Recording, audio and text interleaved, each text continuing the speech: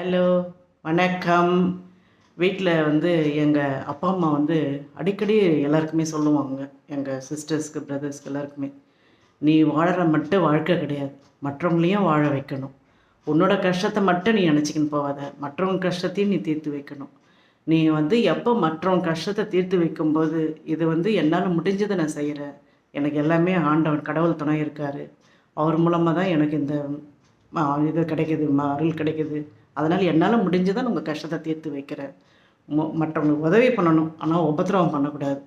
நாம் மட்டும் வாழ்ந்தா போதாது. நம்ம சுற்றி இருக்கவங்களும் வாழணும். அப்படின்றது நம்ம மனசில் என்னைக்கு நினைக்கிறோமோ, அன்னைக்கு நீங்களே கடவுள் ஆயிட்டுருங்க. எந்த கோவிலுக்கு நீங்கள் போய் சுவாமி கும்பிட்டு, அவருடைய அருளுக்காக நீங்கள் போயிட்டு வரீங்கன்னா, நீங்களே கஷ்டப்படுறவங்களோட கஷ்டத்தை தீர்க்கும்போது நீங்களே சுவாமி ஆகுறீங்க.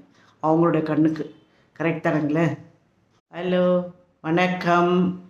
வீட்டில் வந்து எங்கள் அப்பா அம்மா வந்து அடிக்கடி எல்லாருக்குமே சொல்லுவாங்க. எங்கள் சிஸ்டர்ஸ்க்கு, பிரதர்ஸ்க்கு எல்லாருக்குமே. "நீ வாழற மட்டும் வாழ்க்கை கிடையாது. மற்றவங்களையும் வாழ வைக்கணும்.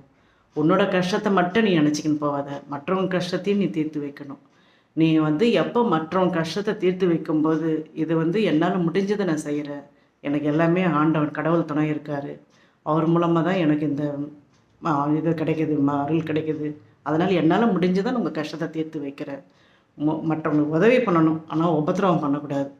நாம் மட்டும் வாழ்ந்தா போதாது. நம்ம சுற்றி இருக்கவங்களும் வாழணும். அப்படின்றது நம்ம மனசில் என்னைக்கு நினைக்கிறோமோ, அன்னைக்கு நீங்களே கடவுள் ஆயிட்டுருங்க. எந்த கோவிலுக்கு நீங்கள் போய் சுவாமி கும்பிட்டு, அவருடைய அருளுக்காக நீங்கள் போயிட்டு வரீங்கன்னா, நீங்களே கஷ்டப்படுறவங்களோட கஷ்டத்தை தீர்க்கும்போது நீங்களே சுவாமி ஆகுறீங்க.